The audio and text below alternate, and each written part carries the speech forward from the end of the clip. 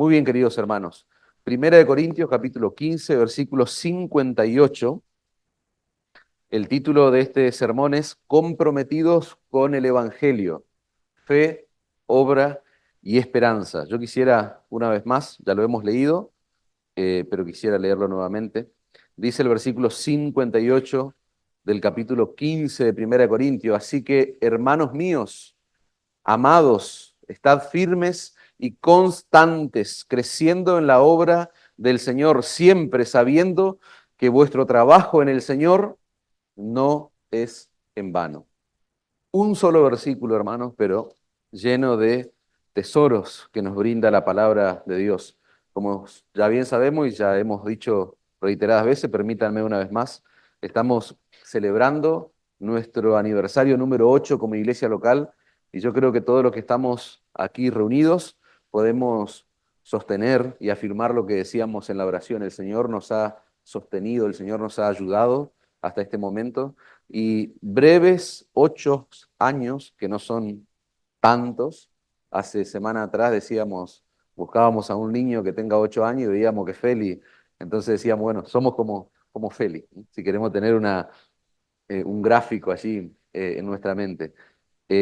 Son pocos años, pero sin duda años suficientes para ver la gracia de Dios, ver cómo el Señor obra en medio de su pueblo, cómo el Señor nos ha alimentado, nos ha sostenido, y esa es la promesa que encontramos allí en ese precioso Salmo, Salmo 111, de que el Señor alimenta a ese pueblo que le teme a Él, a ese pueblo que le honra, y damos gloria al Señor, porque en este lugar, en esta ciudad, hay una iglesia que busca serle fiel al Señor, que busca estar en el eje, en el centro de su voluntad. Así que hay motivos más que suficientes, hermanos, para sentir gozo y celebrar en este día. El pasaje que nosotros acabamos de leer, 1 Corintios 15, nos debería ayudar a celebrar con gozo y con gratitud lo que Dios está haciendo en medio de nosotros, hermanos.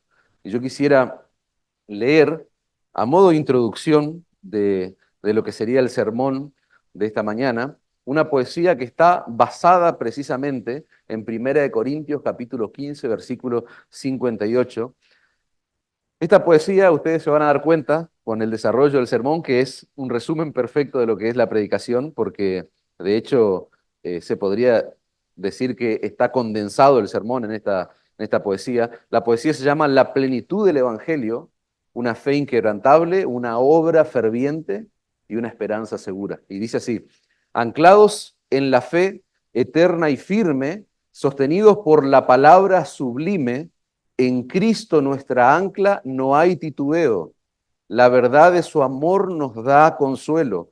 Confesamos con gozo, unidos en amor, la gracia inmerecida de nuestro Salvador. En su palabra hallamos dirección, firmes en la fe nuestra proclamación, ocupados en la obra sin desmayar, servimos con fervor sin descansar. La gran comisión, nuestra gran tarea, llevamos el Evangelio a toda aldea, manos que trabajan, corazones que aman. En cada acto de servicio nuestra fe se proclama. En discipulado y en amor fraternal construimos juntos en un vínculo celestial. Motivados por la esperanza, siempre fiel, miramos hacia el cielo, confiados en Él, la resurrección, nuestra firme garantía. En Cristo hallamos paz, fuerza y alegría. Sabemos que en Él nuestro trabajo no es en vano, sostenidos por su amor, su poder soberano. Esperanza viva, ancladas en promesas, que nos lleva adelante con fuerzas inmensas. Qué preciosa poesía, hermanos. Y es, como le dije, el sermón de esta mañana condensado en esas estrofas. El cierre que hace el apóstol Pablo, hermanos, de este capítulo, es una porción de texto sumamente importante y pertinente, diría yo, para una iglesia como la nuestra que está cumpliendo 8 años de vida. Hay tres posibles escenarios que pueden comprender el pueblo de una iglesia local, la comunidad de una iglesia local. Y esos tres escenarios son, por ejemplo, el primero, y podríamos decir tal vez el más drástico o el más triste, es que muchas personas tienden a bajar el ritmo con el paso del tiempo, A veces esa bajada de ritmo comienza con señales de agotamiento, la gente se agota, la gente se cansa. Hay un escenario posible que pasa en toda iglesia local, donde hay gente que se siente cansada, donde hay gente que se siente frustrada. Probablemente en medio nuestro haya personas así. Y es en ese escenario donde nosotros necesitamos recordarnos, donde nosotros necesitamos predicarnos que nuestra esperanza debe estar puesta no en las circunstancias, no en las personas, sino en las promesas que nosotros encontramos de Dios en su palabra. Nuestra esperanza en las promesas de Dios es, podríamos decir, como el combustible que nosotros necesitamos para seguir avanzando y corriendo la carrera que es la vida cristiana. Pero por otro lado, hermanos, hay otro escenario también, y es que nosotros corremos peligro de olvidar nuestra razón de ser como iglesia local, el por qué hacemos lo que hacemos. Fácilmente nosotros podemos caer en una especie de inercia religiosa, apatía, pereza, desgano, que nos mantiene al margen, en el peor de los casos, o que nos mantiene haciendo las mismas cosas de siempre, pero no con la misma motivación, no con el mismo entendimiento, no con la misma actitud. Y el otro escenario, tal vez el más favorable, es que por la gracia del Señor, y claramente también tenemos en medio nuestro personas así, que siguen corriendo firmes, constantes la carrera cristiana, pero aún así, gente en ese escenario, en esa condición, necesita también ser animado, motivado, y la palabra de Dios, el versículo 58 puntualmente, seguramente va a bendecirnos en esta mañana, cualquiera sea la situación, la circunstancia o el contexto en el que vos te encuentres, si es que te sentiste identificado con alguno de estos escenarios. Yo quisiera que entendamos todo lo que estamos presentes, el contexto del capítulo. Es uno de los capítulos más largos de esta carta, y entre la diversidad de problemas que había en esta iglesia, la diversidad de pecados y las situaciones que se estaban dando, que no eran muy gratas para lo que es el testimonio de esta iglesia local, la iglesia allí en Corinto, estaba la confusión de algunos, no todos, pero sí gran parte de esa iglesia local, con respecto a la doctrina de la resurrección del cuerpo.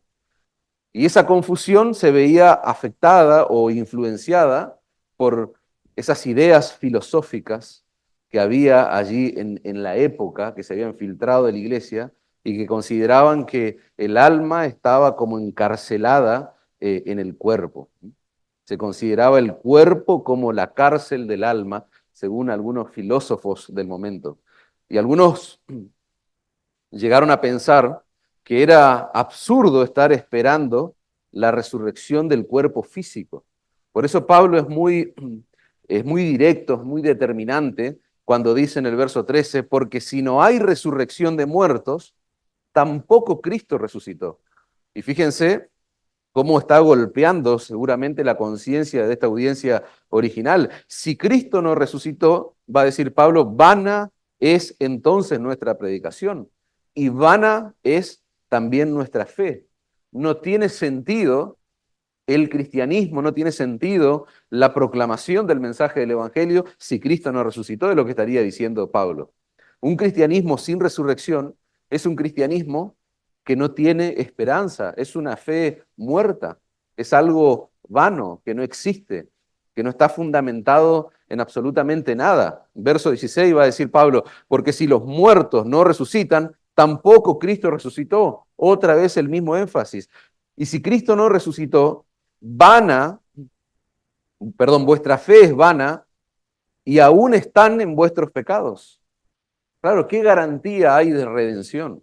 ¿Qué garantía hay de perdón de pecados si Cristo todavía está en una tumba, es lo que está diciendo Pablo? Entonces también los que durmieron en Cristo perecieron.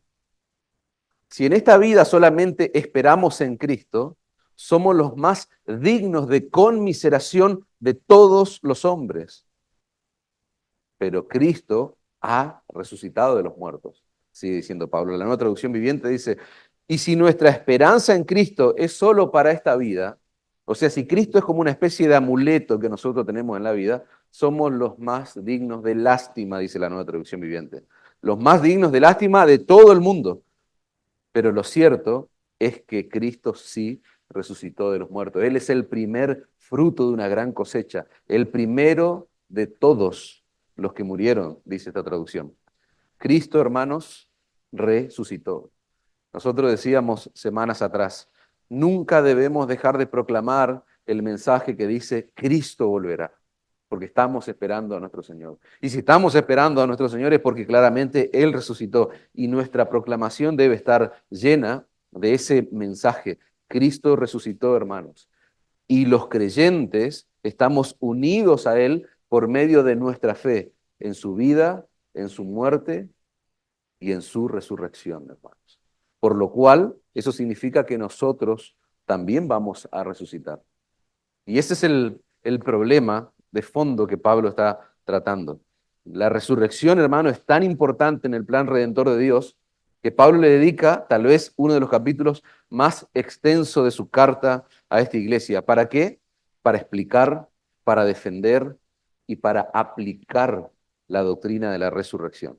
Vamos a ver que lo que viene a ser el cierre, la conclusión, el verso 58, es la aplicación de esta doctrina que Pablo está allí enseñando, que está enfatizando.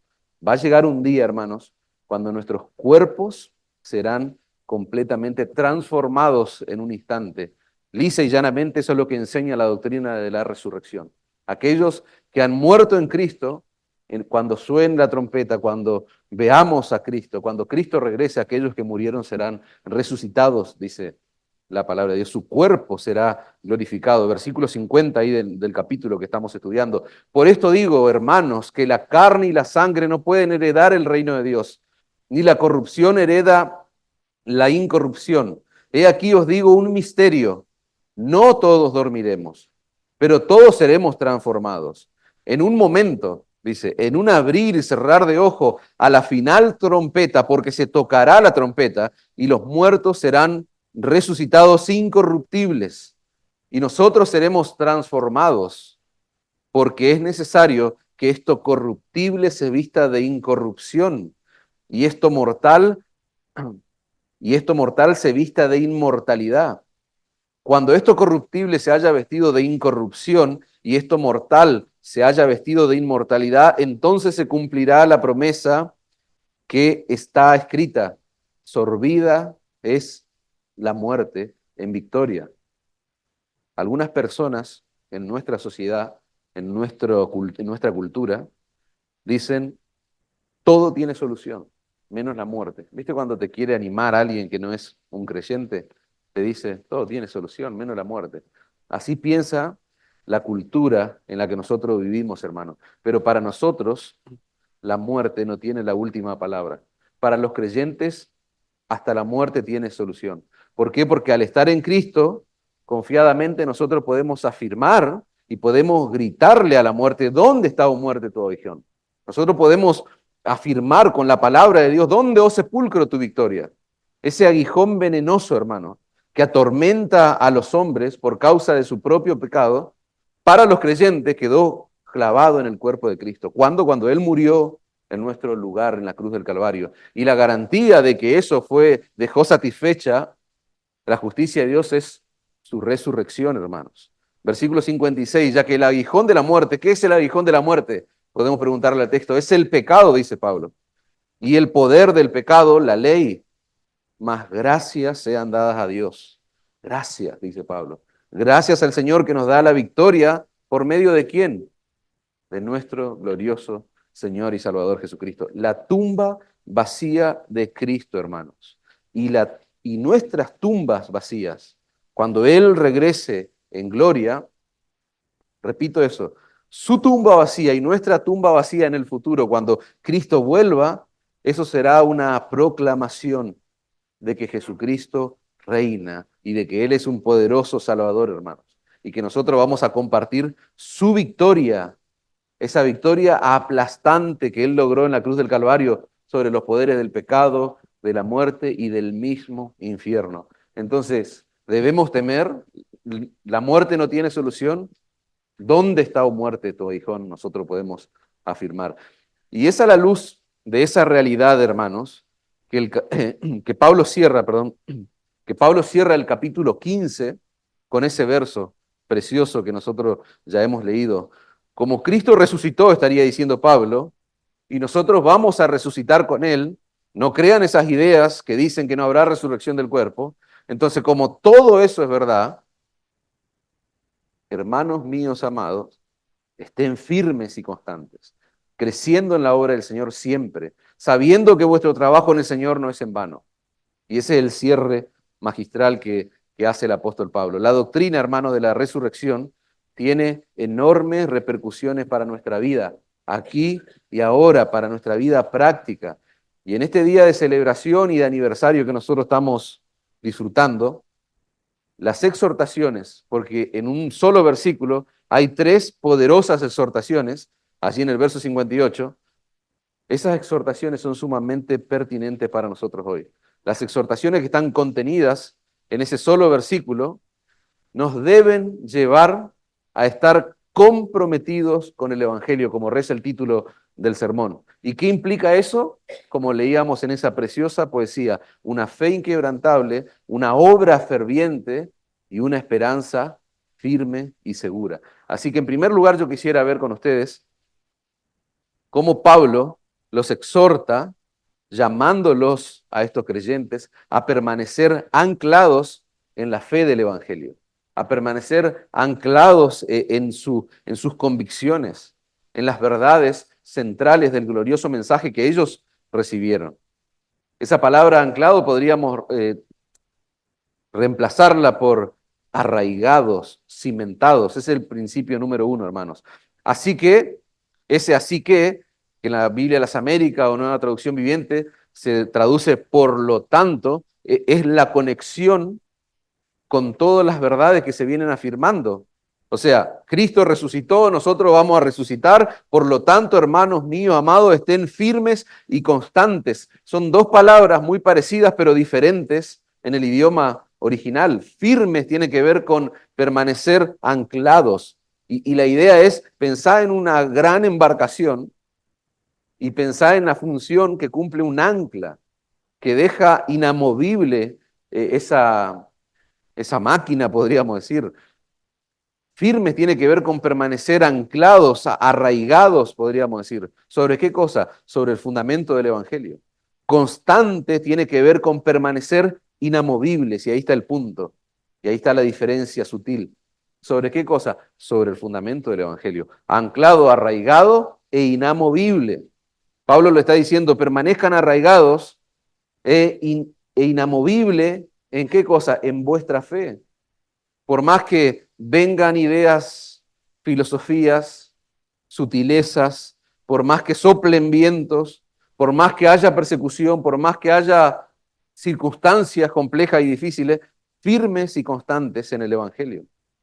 Fíjense qué interesante, porque Pablo termina este capítulo como él lo comienza. Él comienza este capítulo de una forma muy particular y así lo va a cerrar. Dice el verso 1, además os declaro, hermanos, el evangelio que os he predicado, el cual también recibiste, en el cual también perseveráis.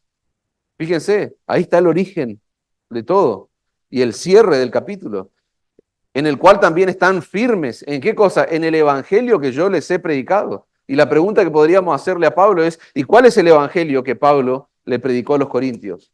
Cristo murió por nuestros pecados, conforme a las Escrituras. Cristo vivió y murió conforme a las Escrituras. Fue sepultado y fue resucitado conforme a las Escrituras. Él ascendió a los cielos, hermano. Y Pablo le está diciendo, ahí es donde tienen que permanecer firmes, inamovibles, no se muevan de ese fundamento. Esto no es una sugerencia que Pablo le está dando. No, él está confrontando un pecado, él está confrontando una herejía y no es una opción, no, es una orden lo que Pablo le está dando a los corintios. Permanezcan firmes y constantes en el glorioso evangelio que recibieron, en el glorioso evangelio que yo les he predicado. ¿Y eso qué incluye? La resurrección de Cristo, que es el tema central del capítulo 15 de 1 Corintios. Fíjense que algo parecido él le va a decir a los colosenses. En Colosenses 1:23 dice, si en verdad permanecéis fundados y firmes en la fe, sin moveros, ¿de qué cosa? De la esperanza del evangelio que habéis oído. La exhortación de Pablo, hermanos, es mantenerse firmes e inamovibles en el mensaje del evangelio. Y puede sonar repetitivo, pero 2000 años después de que este evangelio es predicado, hay que decirlo y una y otra vez. ¿Por qué? Porque lo que vemos es que muchas iglesias han salido de ese lugar, no han permanecido. Y si nosotros hemos permanecido durante 8 años, es por la gracia y obra del Señor. Pero nosotros debemos trabajar fervientemente para mantenernos allí inamovible. La idea no es ir detrás de un mensaje más novedoso o de un mensaje que parezca más atractivo, más respetable, menos chocante a los ojos de la mente y del intelecto humano.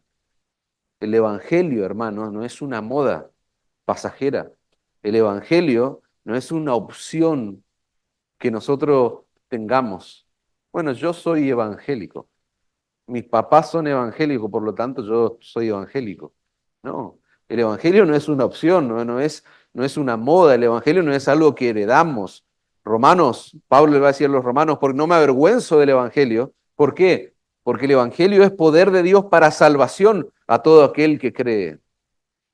¿A quién? Al judío, al griego, conformando judíos y gentiles, un solo pueblo, una sola nación, un solo cuerpo, la iglesia de Cristo, porque en el Evangelio, ¿qué ocurre? La justicia de Dios se revela por fe y para fe, como está escrito, el justo por la fe vivirá. La tumba vacía de Jesús, hermanos, es la confirmación de que Él era quien Él decía ser, de que Él era ese Mesías prometido en el Antiguo Testamento.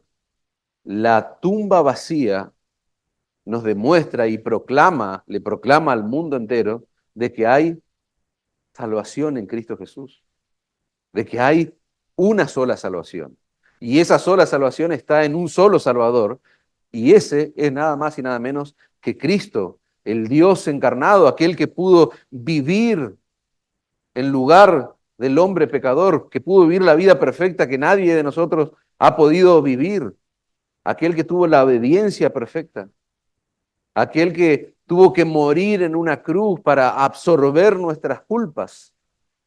Solo en Él hay perdón de pecado y vida eterna. Esa es la exclusividad del Evangelio.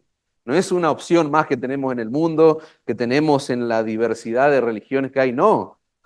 El Evangelio es la proclamación de quién es Cristo y de lo que Él hizo y que solo en Él hay perdón y vida eterna. Solo Él es el camino, la verdad y la vida.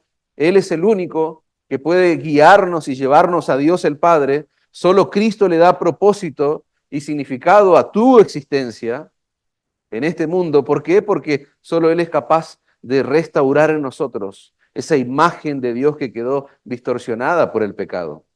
Puede sonar chocante, puede sonar como incómodo, pero ese es el mensaje que nosotros debemos proclamar. Ahí debemos permanecer, ahí debemos estar anclados e inamovibles. Esa es la buena noticia que se va desarrollando a través de toda la Biblia, desde Génesis hasta Apocalipsis. ¿Por qué nosotros vamos a cambiar o por qué vamos a modificar algo que Dios diseñó, un plan que Dios estableció? La Biblia, hermanos, es la gran historia del plan de redención.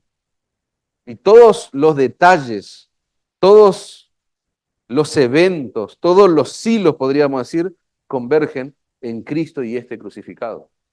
Ese es el mensaje que proclamamos, Cristo y este crucificado. Y vos me vas a decir, yo no puedo explicar qué hay en la imagen de Cristo crucificado por tus pecados y por mis pecados, pero ahí hay poder de Dios y salvación para todo aquel que cree. Yo pudiera esmerarme, pudiéramos traer al mejor teólogo acá, pero hay algo que está por encima de nosotros y que nosotros debemos ser fieles en proclamar a Cristo y este crucificado. Ese es el mensaje que esta iglesia local ha estado proclamando por 8 años, hermanos. El evangelio de la justificación solo por la fe en Cristo. El evangelio donde la salvación depende pura y exclusivamente, enteramente de Dios. ¿Por qué? Porque la salvación es del Señor, dice la Escritura. Nunca hemos dejado de predicar el evangelio de la gracia de Dios en Cristo, y nuestro anhelo y oración tiene que ser que ese evangelio siga siendo el mensaje central de este púlpito, de esta iglesia local, de tu proclamación como parte de esta iglesia. Hay muchos autores, muchos teólogos, muchos estudiosos que consideran que el proceso a través del cual el evangelio se va perdiendo suele ocurrir en 4 generaciones, dicen muchos. Algunos dicen 3, otros dicen 4. No vamos a discutir si son 3 generaciones o 4, pero lo que sí podemos entender, más allá del número, es que parece ser como que hay una primer generación de creyentes en una iglesia local que recibe el mensaje del Evangelio, que abraza el mensaje bíblico del Evangelio, lo abraza de todo corazón, pero después le sigue otra generación que da por sentado ese mensaje, que han abrazado sus padres, se da por sentado el mensaje del Evangelio. Y hay una tercera o cuarta generación que ya lo pierde. Y esto es muy importante, los niños que están acá con nosotros, que debieran estar atentos a lo que estamos proclamando. Este mensaje que nosotros, esta primera generación de creyentes, 8 años, hemos despedido a una hermana que formó parte de esa generación de creyentes. Uno ya se nos ha adelantado, ha ido con el Señor, pero los más pequeños, ellos deben estar atentos a esto, porque esto es real, esto está confirmado por la experiencia, por lo que sucede en este mundo. El punto crítico se encuentra en la segunda generación que da por sentado el Evangelio. Una generación que presupone que todos en la iglesia ya conocen el Evangelio. Una generación que presupone que no podemos proclamar este mensaje porque a este mundo tan blandito, tan delicadito le va a ofender. Y esa generación es la que va dando por sentado, y la tercera generación es la que lo pierde. Nunca caigamos en ese lugar, hermanos. Y si vos sos un niño, que el Señor grabe esto en tu corazón. O sea, vos sos la próxima generación. Nunca caigamos en ese lugar. Una vida, hermanos, una vida. Y nosotros todos los que estamos acá tenemos una vida de este lado de la eternidad. Una vida no es suficiente para entender, para comprender cómo se conectan entre sí todos los detalles, los hilos, decíamos antes, los eventos en el plan redentor que Dios está llevando a cabo. Nosotros vamos a estudiar, podemos estudiar años la palabra de Dios. De hecho, por la gracia del Señor, esta iglesia, con una breve historia que tiene una herramienta preciosa, que es la posibilidad de tener un seminario donde somos formados, instruidos, vimos Cristología esta semana. Podemos pasarnos años estudiando la palabra de Dios, estudiando el Evangelio, y vamos a poder tocar los bordes nomás, hermano. ¿Por qué? Porque una vida no es suficiente. Por lo cual nunca demos por sentado el Evangelio. Esta iglesia tiene que orar fervientemente por las siguientes generaciones para que continúen proclamando el Evangelio de la gracia de Dios en Cristo hasta que Él regrese en gloria. Nosotros tenemos muchos motivos para orar cuando nos reunimos como iglesia local. Este es un motivo tremendo, hermanos. Orar por los niños, orar por los jóvenes que estamos formando. ¿Para qué? Para que ellos continúen proclamando el Evangelio de la gracia de Dios en Cristo. Ese Evangelio es y seguirá siendo poder de Dios para salvación. ¿Por qué? Porque el Dios omnipotente ha determinado, hermanos, el Dios omnipotente ha decretado salvar a los creyentes a través de la locura de la predicación. ¿De qué predicación? De esa buena noticia que anuncia que Cristo fue entregado por nuestras transgresiones y nuestros pecados. Él fue resucitado para nuestra justificación. ¿Se dan cuenta? ¿Se dan cuenta la resurrección, el lugar clave que ocupa en ese mensaje? La responsabilidad de preservar ese mensaje no es únicamente del pastor, hermano. La responsabilidad, repito, de preservar ese mensaje no es únicamente del pastor o de los pastores. Es responsabilidad de cada uno de los que estamos acá en este lugar y conformamos este cuerpo local de creyentes. Todos tenemos la responsabilidad de nunca apartarnos del Evangelio, de nunca dejar de proclamar que Cristo es glorioso y que solo en Él hay perdón y vida eterna. Todos, desde el más pequeño hasta el más grande, desde el que sirve en el ministerio X hasta el que sirve en la proclamación de la Escritura, todos tenemos la misma responsabilidad, hermanos. Qué exhortación, hermanos.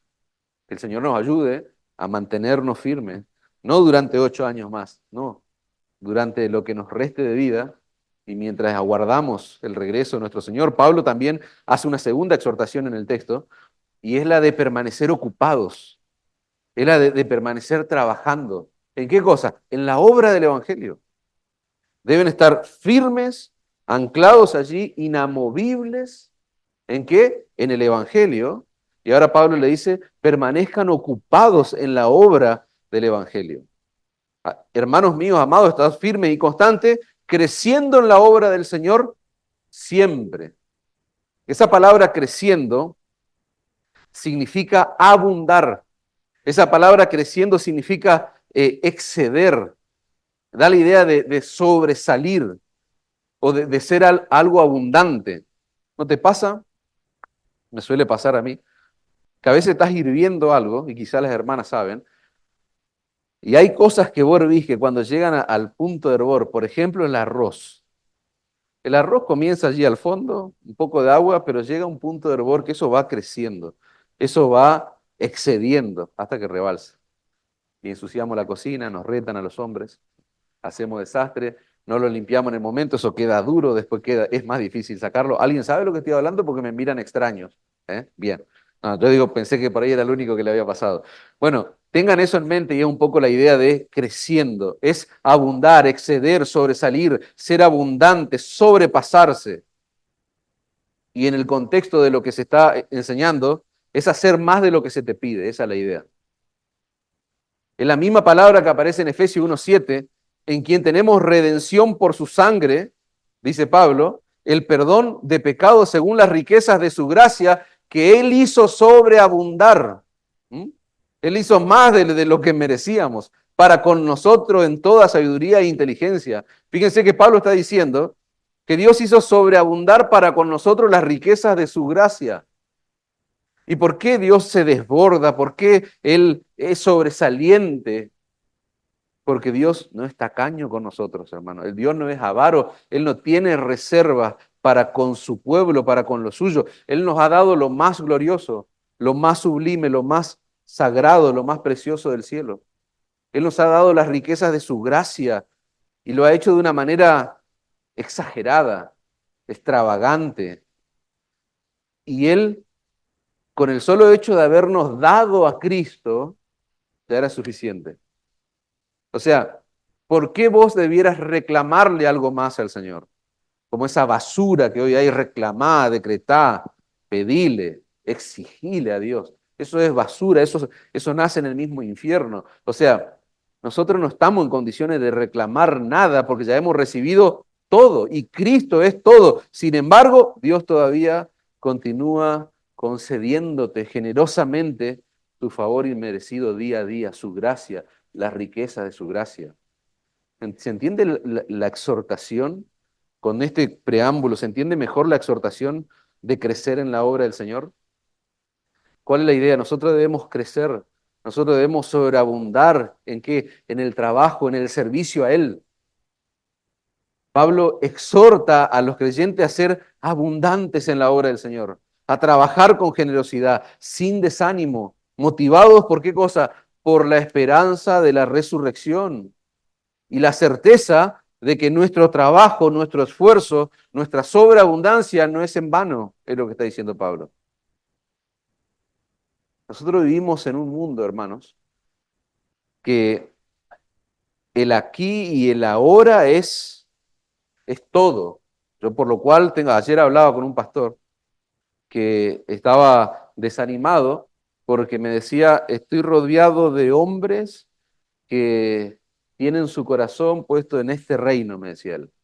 Y me pedía oración por eso y bueno, yo trataba de animarlo, de consolarlo y me contaba un poco cuáles son las vicisitudes que está llevando adelante él en su ministerio pastoral y estaba desanimado por eso, porque hay gente, hay hombres, dice, que están enfocados acá, sin género, ¿no? Puede haber mujeres también, por supuesto, pero el punto es ese, hermanos.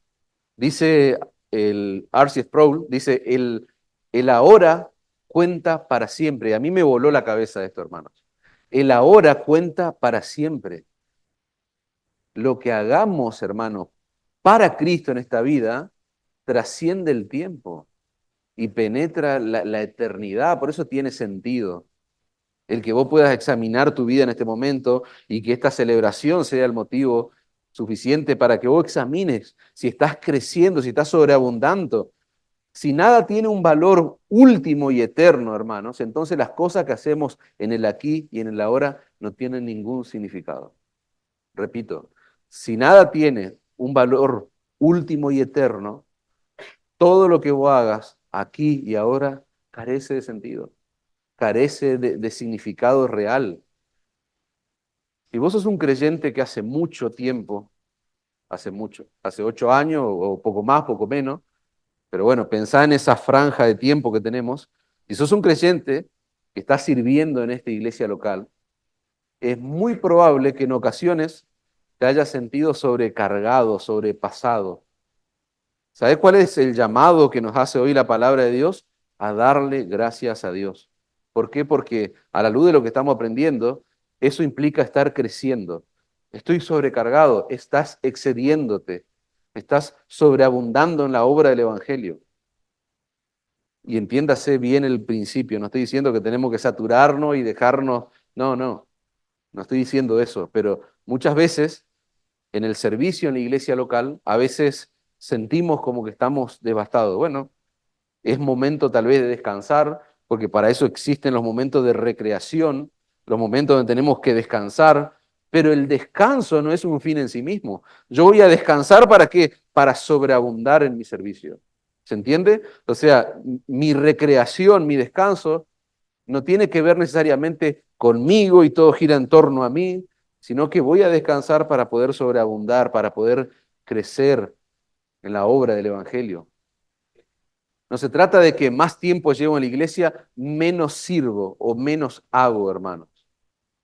O tengo que servir, no. A veces hablo con algunos hermanos que están sirviéndose mucho y lo más natural es que los que estamos hace mucho tiempo trabajando, y sí estemos muy involucrados en la obra del Evangelio. Estemos, porque estamos creciendo, estamos evolucionando, vamos a decir así, estamos sobreabundando, no estamos involucionando.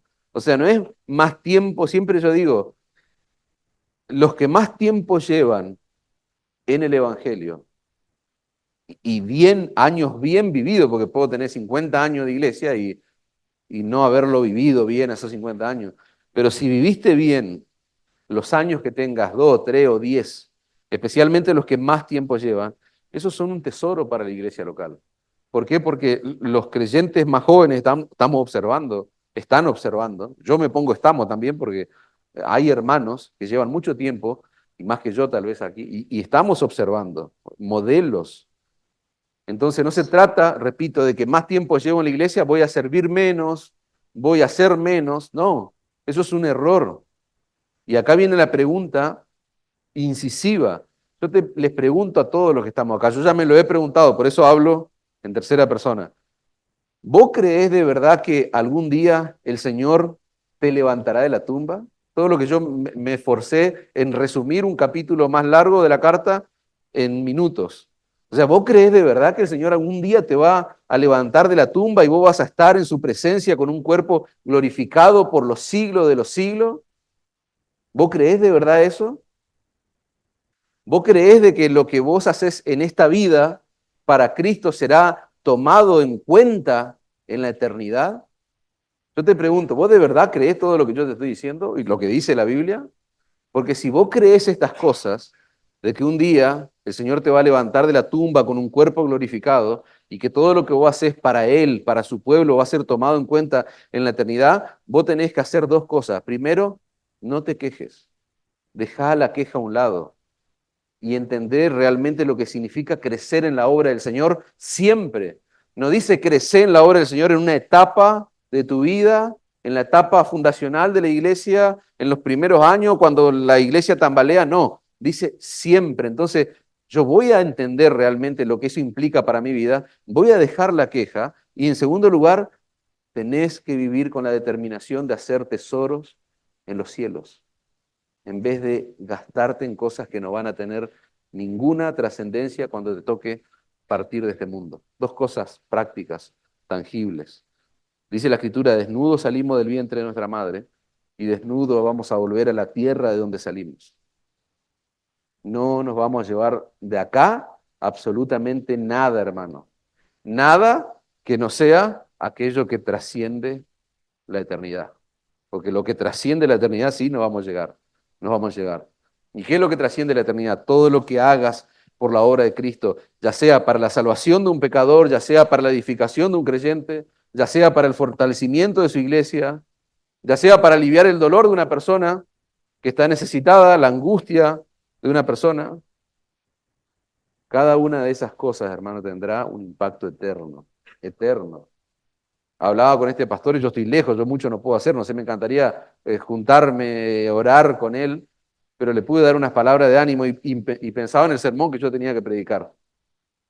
Y a mí tal vez me parece insignificante, pero ese consuelo, eso es trabajar para la eternidad y eso va a ser tenido muy en cuenta por mi Padre Celestial, hermanos. Nosotros, como le dije, tenemos un cuerpo que se debilita, tenemos una mente que en ocasiones es presa de nuestra concupiscencia, de nuestro pecado, un cuerpo que se cansa. No está mal desanimarse, sentirse frustrado, como dijimos antes. La comunidad de una iglesia está dentro de esos tres grupos. Los que están allí frustrados, desanimados, los que tienen cierta apatía y los que están corriendo la carrera. ¿Qué tenemos que hacer? Recreación, descanso, si es tu caso. Descansar, renovar tu fuerza con el fin de aumentar tu eficacia y seguir sirviendo a Cristo. Porque Él es tu Señor, Él es tu Salvador. El objetivo de tu descanso, decíamos antes, está por encima de vos mismo. Vos tenés que ver precisamente que tu descanso es para que vos puedas servir más y mejor a quien, a aquellos por los cuales Cristo derramó su sangre en la cruz. Dice un autor y te lo leo literalmente: crecer en la obra del Señor siempre es entender que hasta que el Señor vuelva hay almas que alcanzar, ministerios de toda clase que llevar a cabo. Todo cristiano debería trabajar incansablemente para aquello, para lo que Dios lo ha capacitado y llamado. Nuestro dinero, nuestro tiempo, nuestra energía, nuestros talentos, nuestros dones, nuestro cuerpo, nuestra mente, nuestro espíritu debiera estar invertido en todo aquello que de alguna manera contribuye a la obra del Señor, a la obra del Evangelio. Una iglesia, queridos hermanos, se levanta y se mantiene en pie. ¿Por qué? Porque es Cristo quien preserva a su iglesia. Repito, una iglesia se levanta y se mantiene en pie hasta el regreso de su Señor porque es Él el que la sostiene, es Él el que la preserva. Pero ¿saben cómo Dios preserva a su iglesia? Usando hombres y mujeres fieles que se gastan en la obra del Señor. Y voy a enfatizar esa palabra, que se gastan en la obra del Señor.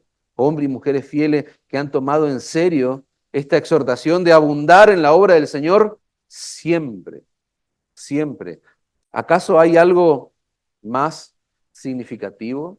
¿Hay algo más importante donde yo pueda gastar mi vida? Y entiéndase gastar mi vida como gastarlo todo, que no sea en la obra del Señor. ¿Hay algo más importante que su iglesia? No, hermanos. O sea, si vos pensás que hay algo más importante que su iglesia y estás en este momento en la iglesia de Cristo, vos no sabés el lugar donde estás. O sea, vos no tenés noción del lugar donde Dios te puso. Si hay algo que está cautivando más tu corazón que gastarte en la obra de tu Señor, que trabajar en la expansión y en la extensión de su reino. 8 años, hermanos. Todo lo que nos queda por hacer. ¿Cuántos incrédulos por evangelizar? ¿Cuántos creyentes por discipular? ¿Cuántos ministerios que necesitan resurgir o surgir en esta iglesia local y necesitan hermanos que se involucren en ello? ¿Cuántas iglesias para plantar? Tenemos mucho por delante, hermanos, y roguemos al Señor de que permanezcamos firmes, inamovibles, anclados en el Evangelio, que sigamos creciendo en la obra del Evangelio y que permanezcamos motivados por la esperanza del Evangelio, que es el otro punto, y es el cierre que hace Pablo, glorioso. Fíjense como la última exhortación es permanecer motivados por la esperanza del Evangelio.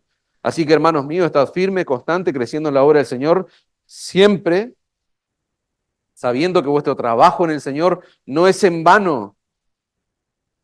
Yo quiero golpear tu mente, tu conciencia, hermano. No hay una cosa que vos hagas para Cristo motivado por tu amor a Él, conforme a su voluntad, buscando su gloria, que eso sea inútil. En la semana hablaba con un hermano, no un hermano, perdón, un compañero de trabajo. Me contaba también, ahí charlábamos de su situación laboral y demás. Y él me decía, me lo repitió muchas veces, somos un número, Ramón, somos un número. Me lo repetía muchas veces porque bueno, tenía algunas aspiraciones, no se dieron, no ocurrieron, y somos un número, me decía. Claro, pero eso pasa cuando nosotros trabajamos por este reino y para este reino, para esta tierra, pero el hacer para Cristo lo que sea que hagas, desde lo más pequeño hasta lo más simple, repito, no solo, a veces pensamos que tocar un instrumento es lo más top, predicar, no, lo más pequeño que vos hagas. Ahí tenemos un hermano que está sirviendo, él está en la parte más dura ahí. Desde eso hasta lo que sea que haga, lo más simple, que según vos parezca simple, pero que el móvil de eso que vos haces está motivado por el amor a Cristo, ¿eh? Buscando su voluntad, buscando su gloria, no es inútil, hermano. No es inútil. No pienses que no, eso no va a dar frutos, no. Eso está atravesando, está trascendiendo la eternidad. Siempre vamos a ver, no siempre, perdón, dice un autor, vamos a ver en esta vida el resultado de lo que hacemos para Él. Wow, eso debiera llevarnos a reflexionar mucho. Pero nuestro Dios es fiel a sus promesas, agrega, y Él nos asegura en su palabra que el trabajo que hagamos para Cristo nunca quedará sin fruto. ¿Por qué? Porque la palabra de Dios lo dice, no lo dice un hombre. Nuestro trabajo en el Señor no es en vano. Ninguna de tus obras va a quedar sin recompensa. Ese Dios eterno que desarrolló este plan glorioso de salvación, ese Dios eterno que es la centralidad del mensaje que nosotros proclamamos, ese Dios eterno que nunca miente, ese Dios lleno de gracia y lleno de verdad, por eso que Dios no miente y Él no cambia, porque Él está lleno de verdad. Él nos promete en su palabra que ninguna cosa que hagamos por y para Cristo, motivado por la gratitud del Evangelio, ninguna de esas cosas va a quedar sin fruto. Aunque nunca sepamos, hermano, de este lado de la eternidad lo que Él hizo con lo que nosotros hicimos. ¿No te vuela la cabeza? Es probable que vos nunca sepas de este lado de la eternidad lo que Dios hizo con aquello que vos hiciste, con aquello que vos trabajaste, pero vos podés estar seguro de que Él lo va a usar para su gloria y para el bien de su pueblo, para alcanzar a los perdidos, para edificar a su iglesia. A mí me vuela la cabeza leer textos como por ejemplo Mateo 10:42. Dice, cualquiera que dé a uno de estos pequeñitos un vaso de agua fría solamente, por cuanto es discípulo mío, dice el Señor, de cierto os digo, no perderá su recompensa.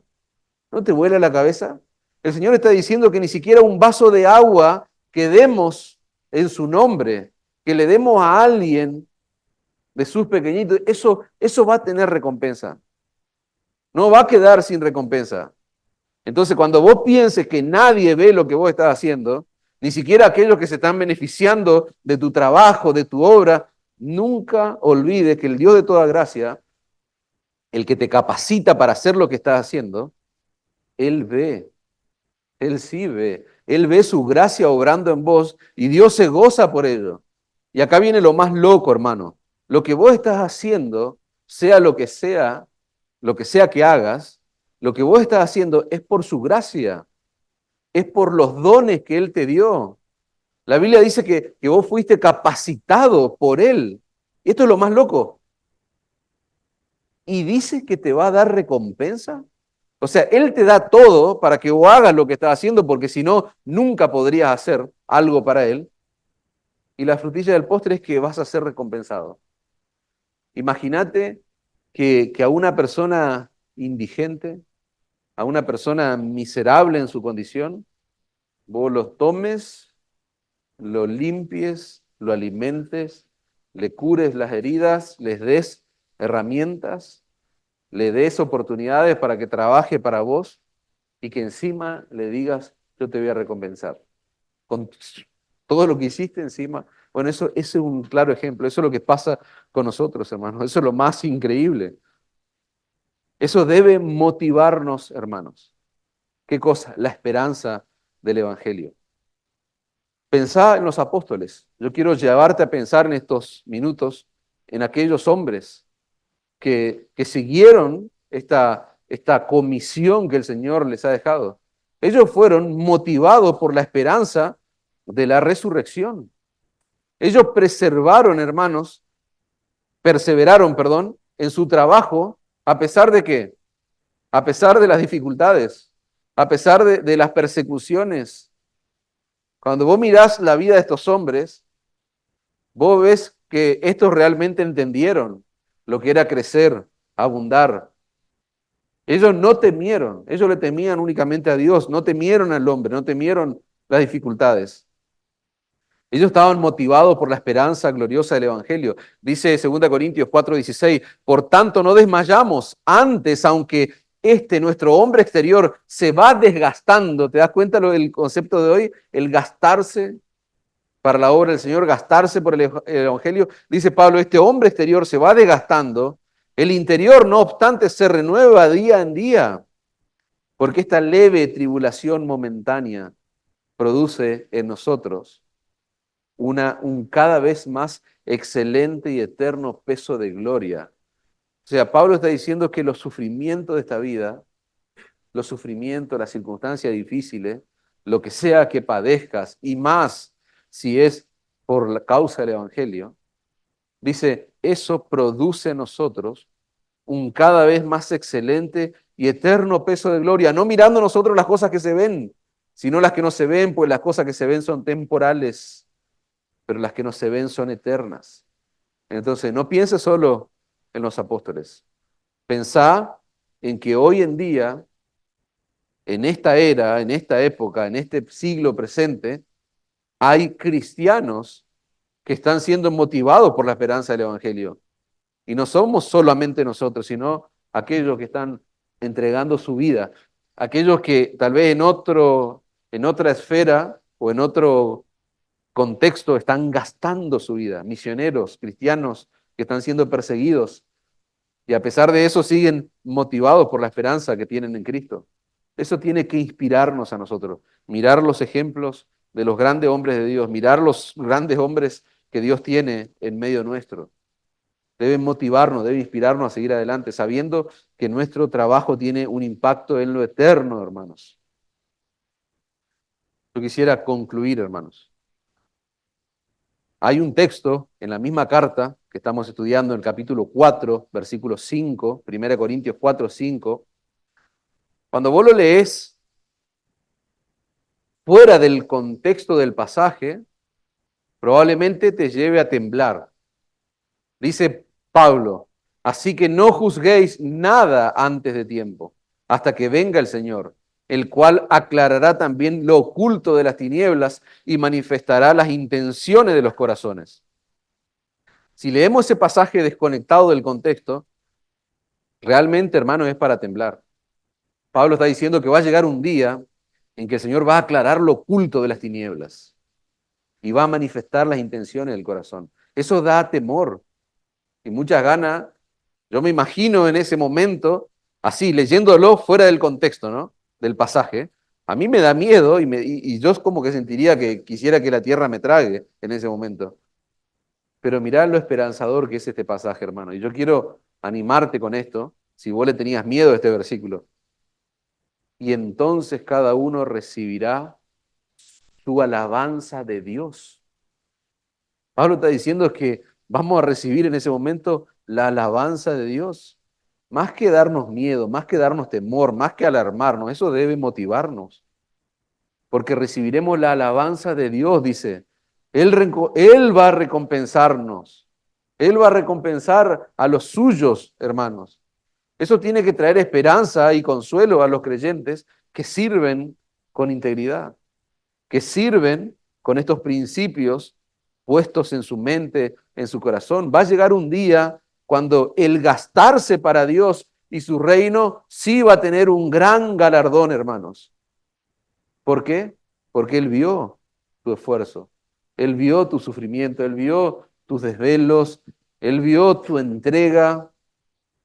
Y dice la palabra que todo eso va a ser recompensado. ¿Por qué? Porque nuestro trabajo en el Señor no es en vano, hermanos. No es en vano. Hebreos 6:10, porque Dios no es injusto para olvidar vuestra obra y el trabajo de amor que habéis mostrado hacia su nombre, habiendo servido a los santos y sirviéndoles aún. No dice habiendo servido a los santos y ahora entramos en un proceso de involución. No, sirviendo siempre, creciendo siempre, sirviéndoles aún. Los hombres se olvidan, las personas son injustas, hermanos, pero Dios no. Dios no, hermanos. Repito, a veces puede darte la impresión de que aquellos que se están viendo beneficiados por tu trabajo ni siquiera lo reconocen. No te preocupes, Dios sí lo reconoce. Y Dios promete darte su alabanza. Dios promete darte su recompensa. Hoy cumplimos 8 años, hermanos, y no tenemos ni idea de los años que todavía tenemos por delante para seguir sirviendo a nuestro Señor y nuestro Salvador.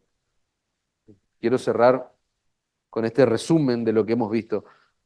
Hemos visto la importancia de estar firme, anclados en la fe del Evangelio, la verdad fundamental que tiene que sostener tu vida, que tiene que dirigir tu vida.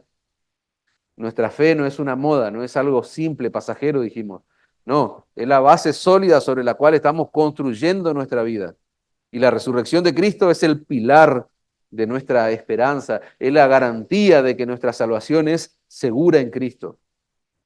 Hemos hablado también acerca de estar ocupados en la obra del Evangelio, trabajando con diligencia en el servicio al Señor, en el servicio a su pueblo, sirviendo a aquellos por los cuales Él derramó su sangre en la cruz del Calvario. Eso incluye la proclamación del Evangelio, eso incluye un discipulado integral de la iglesia, el servicio a los demás. Nuestro trabajo en el Señor, dijimos, es significativo, tiene impacto eterno.